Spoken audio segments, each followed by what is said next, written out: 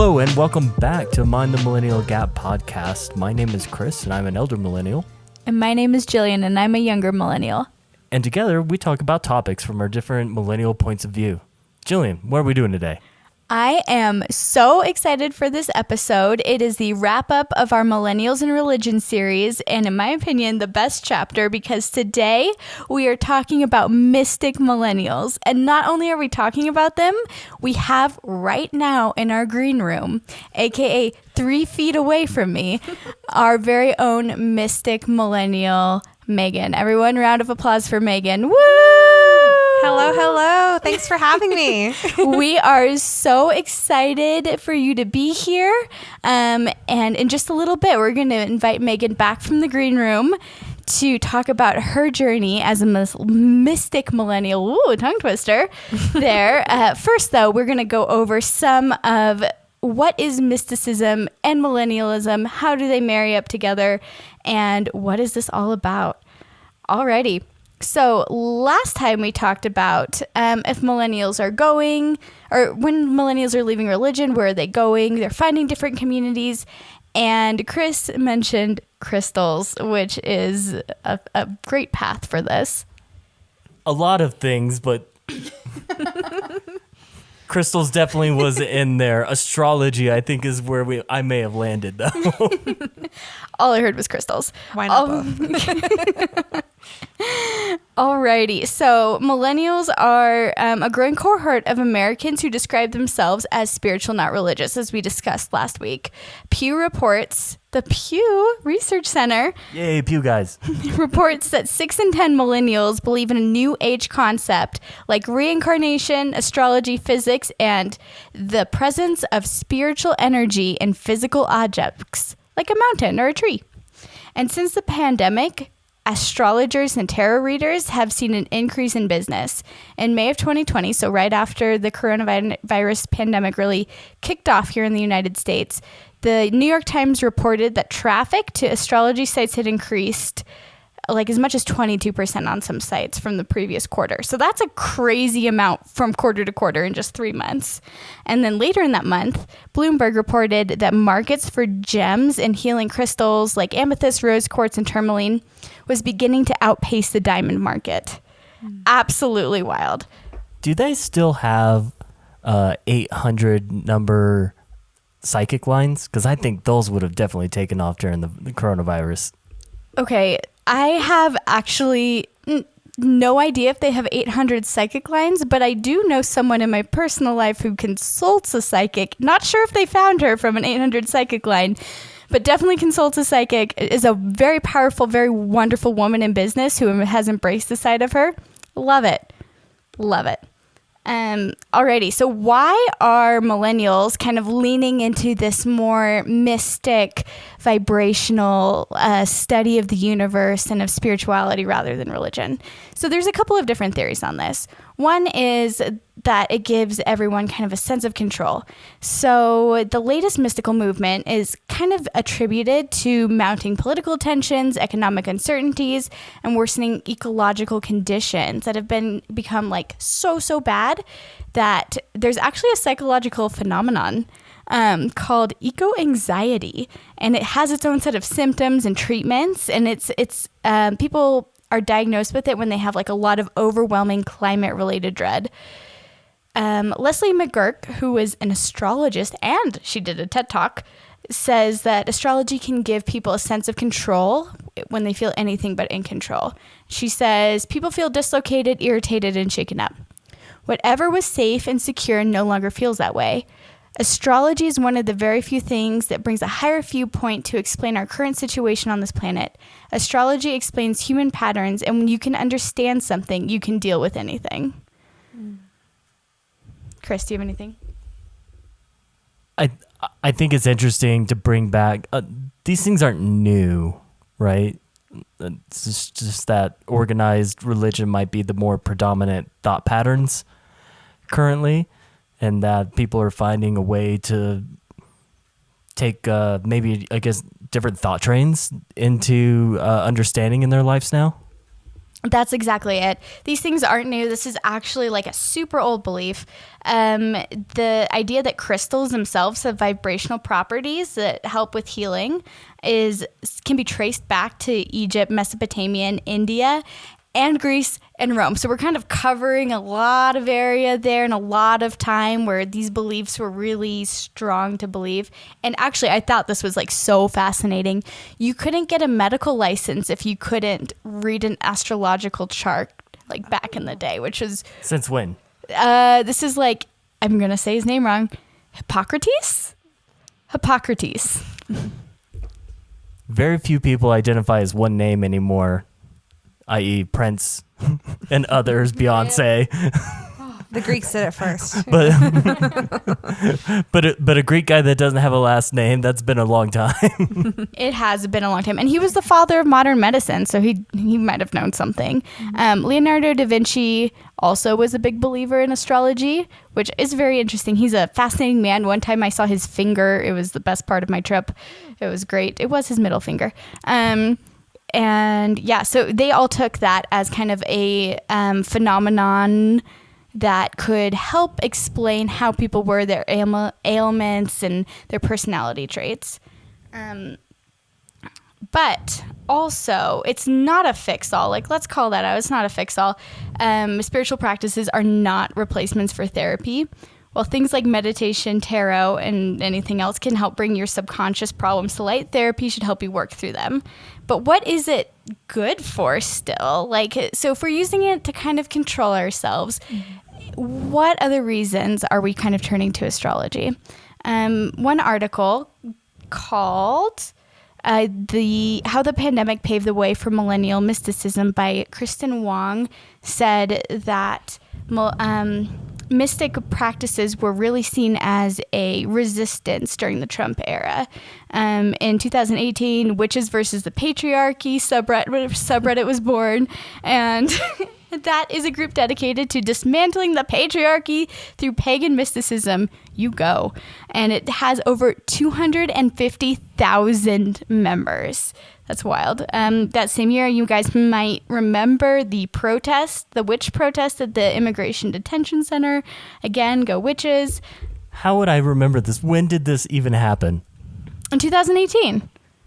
Kind of around the era, it was when there was a lot of conversation about immigration and kids were being detained around borders, and a group of witches. It was led by a guy who wrote a book, and then they all came together and had like a mass ritual that was like a prayer and meditation to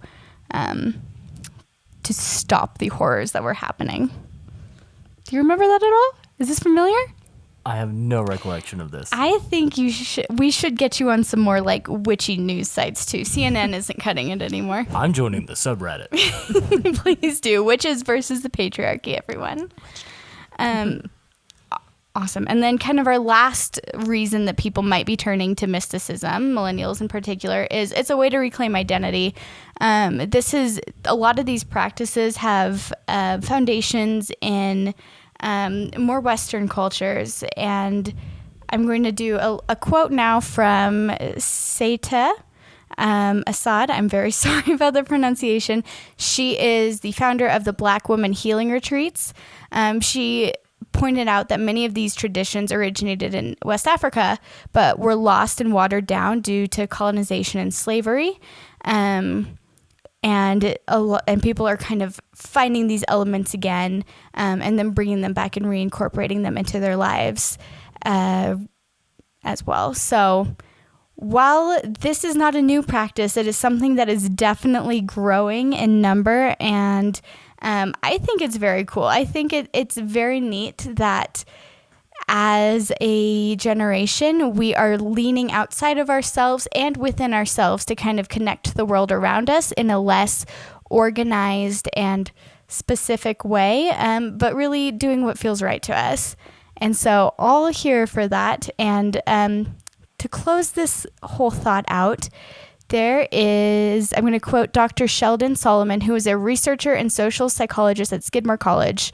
And he says, my own sense is that this isn't a fad. It's a generational shift in existential considerations. For many, mysticism doesn't promise a sense of comfort. It offers what few ideologies can: openness, acceptance, and perhaps most important, a glimmer of hope. So listening to West Africa and some of these things, it made me think that even more predominant organized religions of our modern era have maybe branches of mysticism. I know within Judaism, there's a certain branch of Judaism that has mysticism that still exists within their practice. I think if you even look back at earlier Christianity, there's elements of, I don't know, some people would consider it miracles, but if you dive in a little bit deeper, there's practices of people converting into Christianity that are still holding on to an old religion there that has a lot of mysticism baked into it there as well.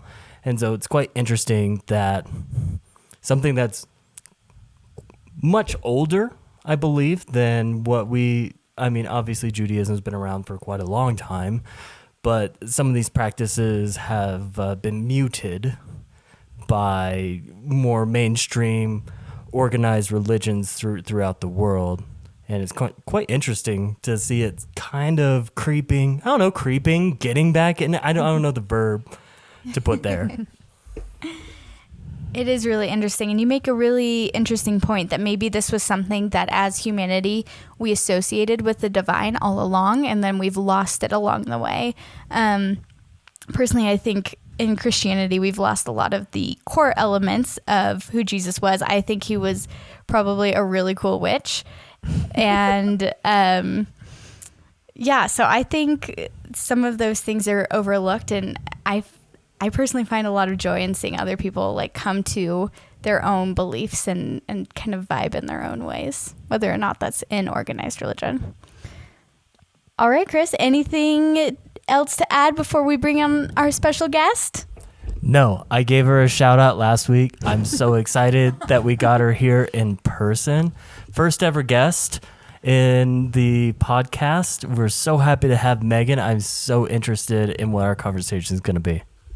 All right, bringing on Meagan. Woo! I'm back. How was the green room? Did you enjoy the snacks? Oh, the snacks were incredible. Had some cider, ready to go. So awesome. Well, we could not be more excited to have you here today. Can you do just a quick little introduction on yourself? Yeah, I don't even know what to say. I guess, hello, I'm Meagan Ma. I am a part-time environmental engineer, part-time astrologer, part-time friend of these two. Full-time traveler. Full-time traveler.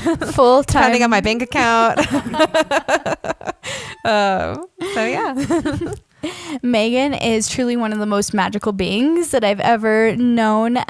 We met about a year ago this month. Yeah. We have a mutual friend who is absolutely wonderful as well. And we were all there kind of on a trip together, and it was just like magic. We clicked instantly. So very happy to have soul Meagan. connection, A soul connection for sure. So very happy to be here today. And Meagan is just, as you heard last week, Chris's experience with Meagan reading his astrology chart truly shook someone who maybe is a little bit less prone to believe in things that can't be hardcore science explained. It really shook you to the core. Chris, do you want to expound any more on that? Shook to the core is obviously a phrase. To the core. I am still trying to figure out like what's behind the curtain of it all. There has to be some type of math. There's some magic. There has to be some type of logic that gets obfuscated. I'm not saying that I'm a skeptic. Very open-minded to it. Think it could be really cool. Mm-hmm. Just have a hard time like processing it right now. Meagan. Yes. You are the tarot queen, the astrology queen. What led you in your life to these like passions to these finds to vibing with this so hard? So I think like a lot of big things in our life, I went through a breakup and then I went on a soul journey to find myself. And I actually got introduced to astrology from a friend of mine. And I think just like right away, I found it super interesting. So I am like an engineer and I'm a scientist. So I'm very drawn to data and numbers and math. So like astrology immediately was just like, this is so cool. Like we're taking something that's so, you know, rigid and scientific in its own way, but it's mystical and it's magical. And I think it was just a very interesting kind of entry point to spirituality for me. And ever since then, it's just kind of been like, you know, it opened the door to explore a lot of things, whether that's like tarots or crystals. I think it's just, you know, everyone has that kind of entry point, I think, to spirituality through something. And that was mine. That is absolutely beautiful. Do you mind sharing with us what your sun, moon, ascendant is? Yes, of course. So I'm a Cancer sun. Shout out to my crabs. A Gemini moon. Shout out to the train wrecks out there. And a Libra rising. Keeping it all together. Yeah. So in your own like kind of interpretation, what does that say about you? So my chart is very interesting. It's very like it's balanced in its own way, but it's also very chaotic. So for me, so basically like everything in astrology, it's like every placement has kind of its own meaning. So your sun is like your highest self, your moon is your emotional center, your relationship to your mother, how you kind of approach that part of your life, and then your ascendant's like how you come off to people. So I guess for me, my placements, I'm a very like nurturing person, a little bit chaotic. I love to learn and I'm always like searching for knowledge, and I also like pretty things. So there's Libra rising in me. Yeah.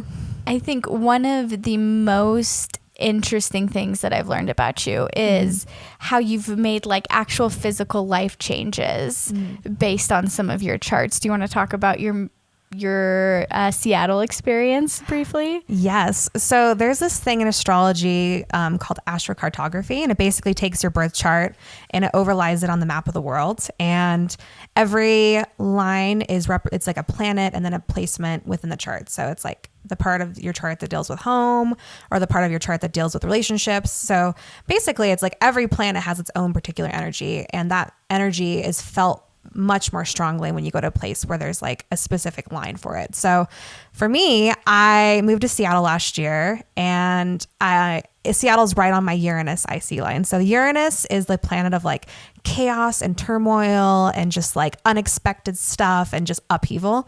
And I moved right to it, and I've moved 5 times since I've lived there, and it's been insane. But it's been like a very big like excavation of the self, and very like it's where I experienced my Saturn return. So it just has been an experience. It's not even just moving 5 times. Like there's a missing car. Oh yeah, my car in got this stolen. experience. There's a lot of things happening there.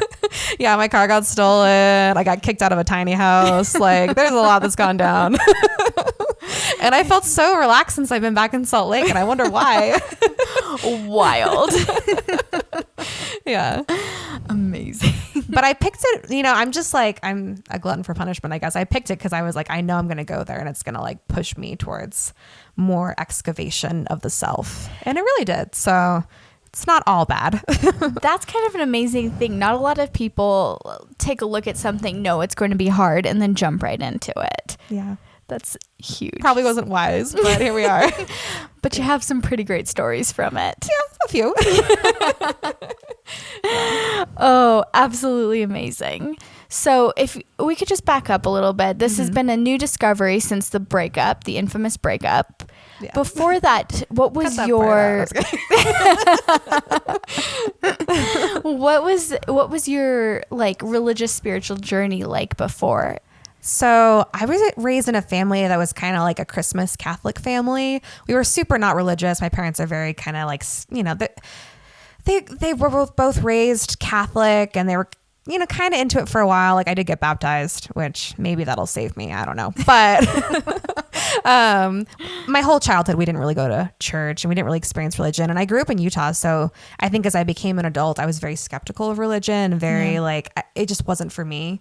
And it was something that felt very exclusive in a way that wasn't welcoming. So I was kind of like, screw religion in general. So most of my adult life, I was like extremely hardcore atheist. Like I was like, screw everything. I thought crystals were stupid. I thought like, I made fun of astrology up until like 4 years ago. Who is this Meagan? Yeah, I was very like, and it was kind of like fueled by my anger. I was like, I don't want to believe in anything because like all we can really believe in is like science and the truth. And I think it was, and it was, you know, and I think it was fine for a while, but like it really limited the amount of magic that was in my life. And I kind of like, you know, as I started to explore the self and I explored a few more things, I was like, oh, there's actually something to this, you know, and there's something, I felt very drawn to it. Like as soon as I started exploring it. Was there something that like drew you in particularly? Like I said, I think it was just like, I thought astrology was so interesting. Yeah. It was like, I love puzzles and I love like figuring stuff out and I love looking at like the big picture and like figuring out the mysteries of something. And I think astrology is just like the best example of that because so much is surface level and there's so many big moving parts. But like, if you look very, very, you know, if you look a little deeper, there's just so many like mysteries and details and puzzles to figure out. When you meet someone now, can you kind of guess what some of their placements might be? I always have a hunch. Some people are really good at that. Like I second guess myself on it a lot just because like I always feel like people have so much going on in their charts. It's like you might be seeing something very, you know, specific, you know, like they're being very like Leo energy for the day. It's like maybe it's their Leo sun, maybe it's their Leo Mercury. I'm not 100% sure. That's fascinating. Yeah. Absolutely fascinating. Some people are very good at it and like those people are amazing. Like I wish I was better at it. I feel like you're really good at it though. I have a hunch and I just gotta like trust the hunch a little more. Lean into that. Lean into it. Yeah. Trust my intuition a little. Oh man. So growing up in a holiday religious family, becoming atheist, how has your family reacted to this like interest you have, this love of astrology and crystals and tarot? I have a couple sisters who are also witches, so we have our own little coven. Adopt me. I'm always like roping my family into it. Like I love giving tarot readings at family gatherings. And that's gone okay. Sometimes stuff gets uncovered and it's like, all right, we got to put that away so we can have dinner together. No. But for the most part, like my family's very supportive and like everyone in my family is very open-minded. Like I have like 3 sisters that are queer and like everyone's just very into like different modes of being and believing. So incredible, which is really nice. That is really nice. Yeah. It's amazing to have familial support. Yeah. Absolutely wonderful. So now that you've gone and opened up to maybe a new spiritual path, I don't know if we want to call it spiritual or not for you. Yeah, but you've gone from nothing is how you have identified to astrology. Did that opening up kind of lead to any other like realizations for you, or is it just astrology? So like last week we talked about I forget her name, but the co-creator of Whole30 has, a saying that she goes, she's going to go to church, but she's going on a hike. Yeah. Right. Do you find that you connect with other things now that you've opened the door to at least some type of spiritual thought or spiritual path? Oh yeah, for sure. I think it's like once you start kind of like believing in one thing in that area, like everything else just kind of starts to click and make sense. So, like I love doing yoga under the full moon. Like it feels right. Folks, the day that we are recording this, it is a full moon. Full moon in Aquarius. Y'all be careful out there. Will you be doing yoga? Maybe. I'm going to do a little meditation tonight, I think. I love it. Yeah. Incredible. Try and connect to the moon. It's like, this is a very interesting full moon. So tell us all about it.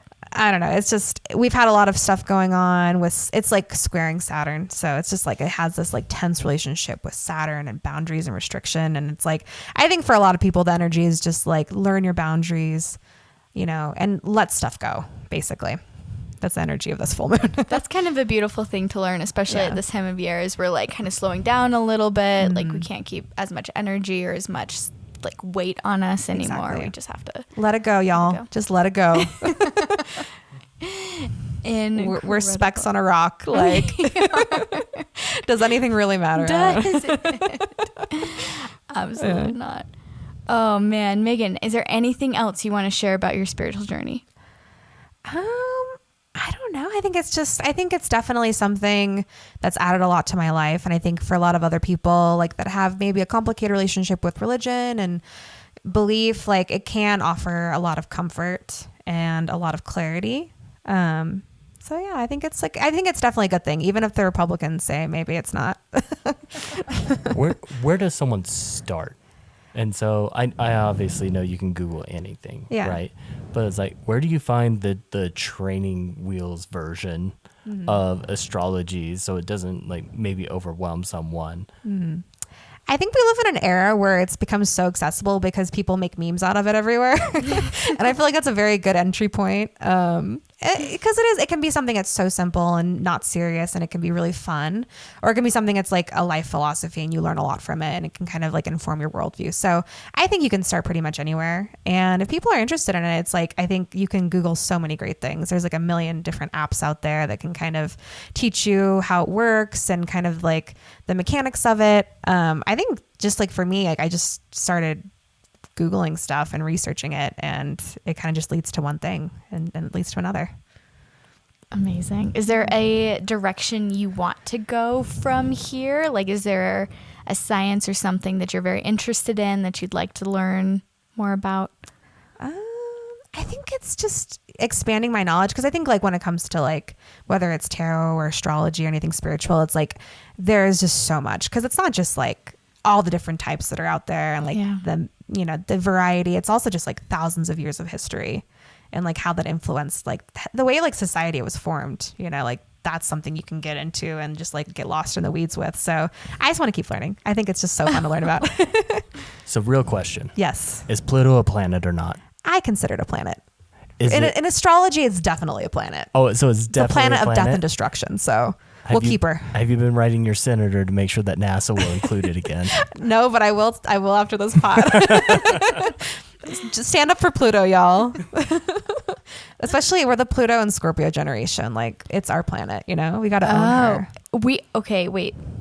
Can you explain why we are the Pluto and Scorpio generation, millennials? Yes. Listen up. For the Millennial pod, yes. Yes. So Pluto is obviously on the outer reaches of our universe. And out of all the planets in astrology, it has the longest transit. So it stays in a sign for like 20 to 30 years. Wow. And so astrologers believe that it gives kind of like a specific signature to a generation of people. So we're the Pluto and Scorpio generation. So we're very interested in like the occult and like transformation and just like rebirth. Like we're always changing and searching for something like a little bit deeper and a little bit maybe even darker. Like we're like definitely looking at the shadow as a generation. And I think that's so on brand. That truly Even is. like our emo era, like that is just so Pluto and Scorpio. Like looking back, I'm like, of course. It only makes sense. Yeah. So it's very interesting to kind of like look at the different generations and kind of see how that lines up. So now we have Pluto and Capricorn coming up with these iPad babies, and I'm very curious to see how that works out. Gonna work. I'm making a meme of Yes. Pluto with emo hair now. I think I had no clue that was a thing. Christopher is our resident Scorpio. Does this resonate especially strong with you? I'm still trying to figure all this out. He's like, maybe. Maybe. You are the most Scorpio. Scorpios are so skeptical of everything. Oh, So, yeah.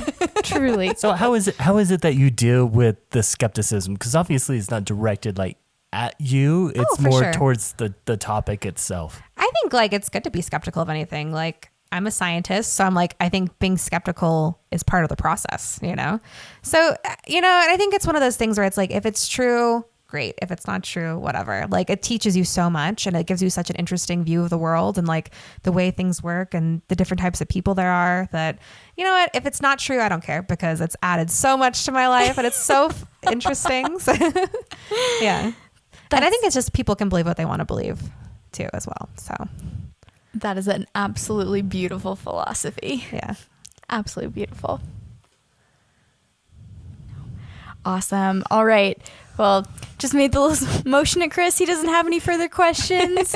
And now to, I'm very excited for this. Meagan, Mystic Meagan, Oh my gosh. is going to do a live tarot reading for us. I don't even know what to ask you guys. Like, I'm like, should we just do one card? I've never done an all-air tarot reading, so. Ooh. For the many people like myself who don't know tarot, can you Yes. give us the cliff notes?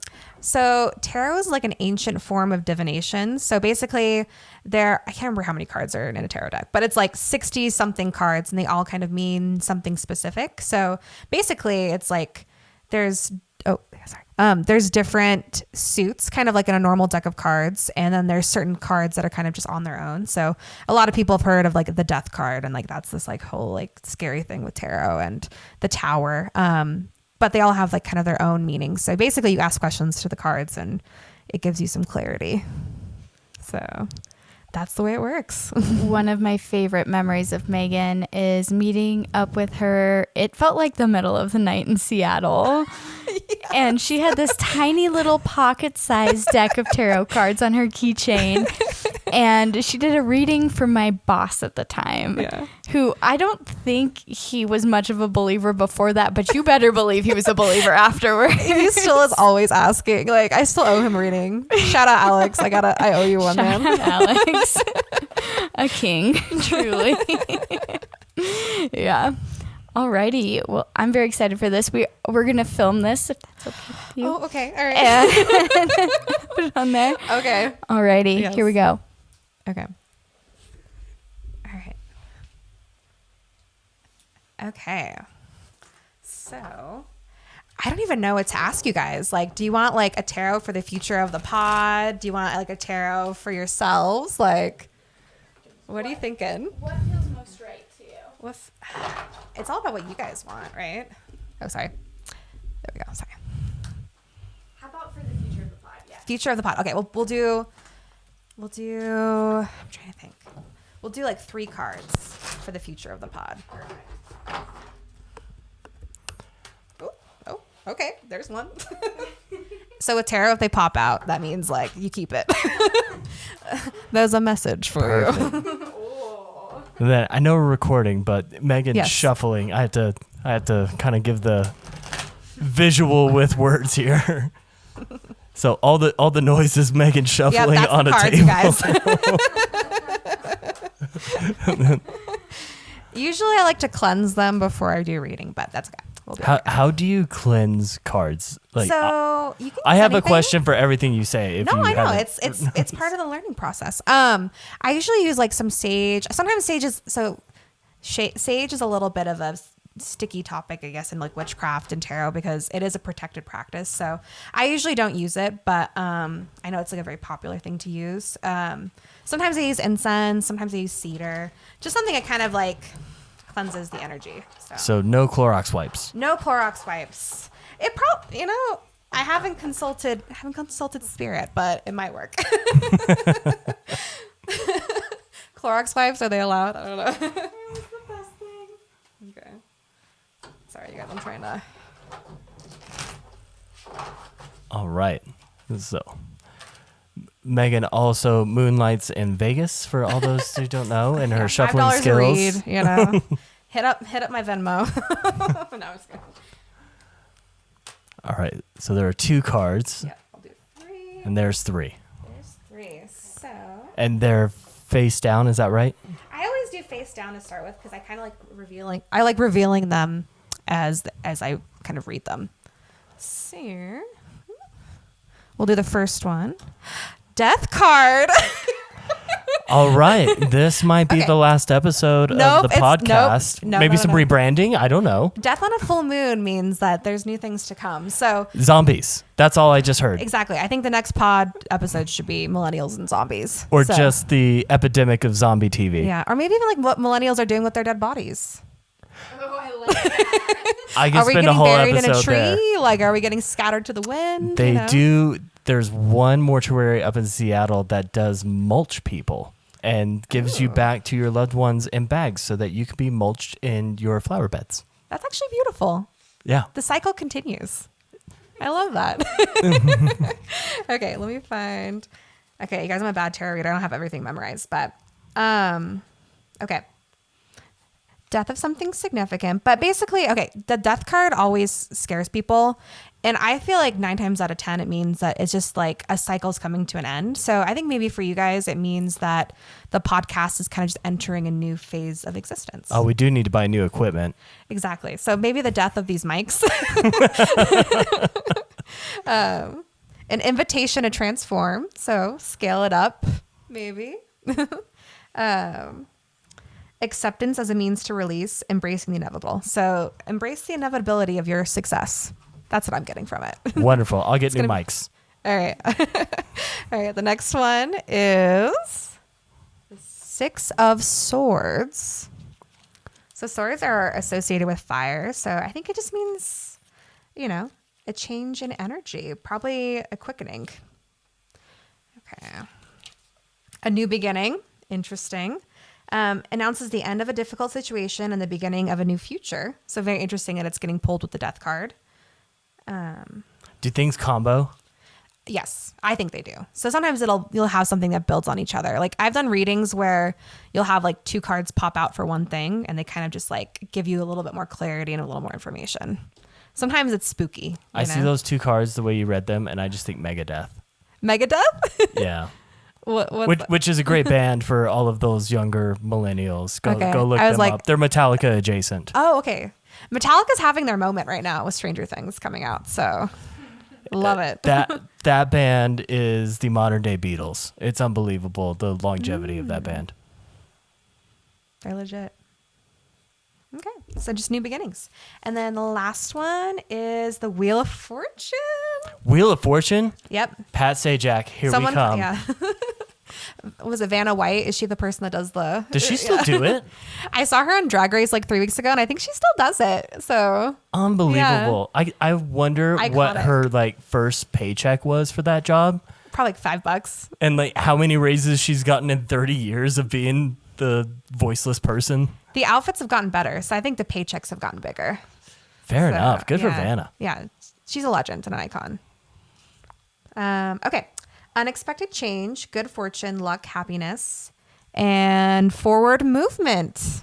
So there's a lot of deadly forward movement in these 3 cards. Like rebirth, regeneration. A little bit, yeah. I think it just means that like dark regeneration. You're bringing something into the world. You're bringing a baby into this world, and it's going through its different cycles of life. It's going from maybe the baby to the toddler stage right now. So I just had the image of Colin Robinson. For those who don't watch What We Do in the Shadows, the 4th season, please watch it. It's fabulous. So good. So yeah. Yeah, all good things. I think it's just keep doing what you're doing. Interesting. I wouldn't have picked that up from just the name of those cards. Yeah, we have Death, Wheel of Fortune, and like it's like a crypt keeper. I don't know. People can't see it on the pod, but like it looks like the Grim Reaper holding a calendar. So a little spooky. And that one's the Wheel of Fortune? Yeah, look at it. It's kind of spooky. Ooh, I like but it's good. that one. It just means like you never know what's coming around the bend. So there, every pod is a chance for a new beginning. We love it. Megan, this has been the biggest delight and joy. Thank you so much for joining us. Oh, thank you for having me. It was so fun to talk about astrology with you guys. I could do it like all day. We did do it for like a 12-hour car ride one time. It was pretty great. It was amazing. Yes. Chris also loved it. Yeah, I had no problems with it. It was a great conversation. Yeah. So, Megan, if Yes. people are interested in understanding, learning, whatever their prerogative is, like where would you send people? I would probably just send them just about spirituality in general. Or even astrology and some of the Astrology. deeper things that we did today. There's some really good books. So there's one book called The Only Astrology Book You'll Ever Need, and it's very famous. Like that's kind of where I started.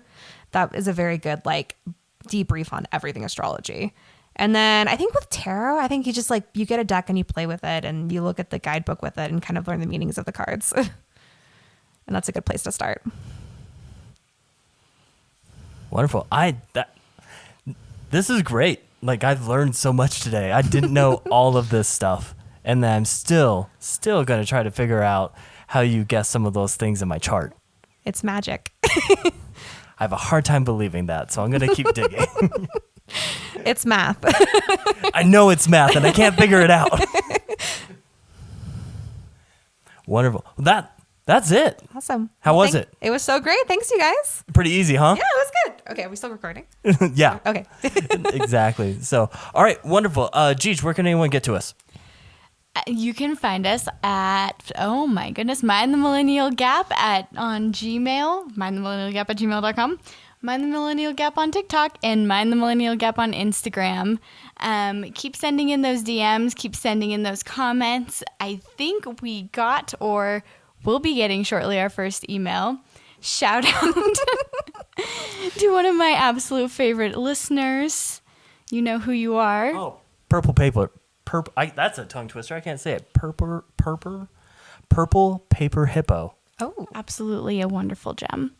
Yes. So keep sending everything in. We love you all. Thank you for hanging with us through this Millennials and Religion. And again, thank you so much, Meagan, for being here. thank you so much for having me. Yes, thank you. We will be back next week with a completely different topic, a little bit less religion, moving forward for a little bit until maybe we pick that back up again. But thank you, everyone, for listening, and we'll see you next week. Bye.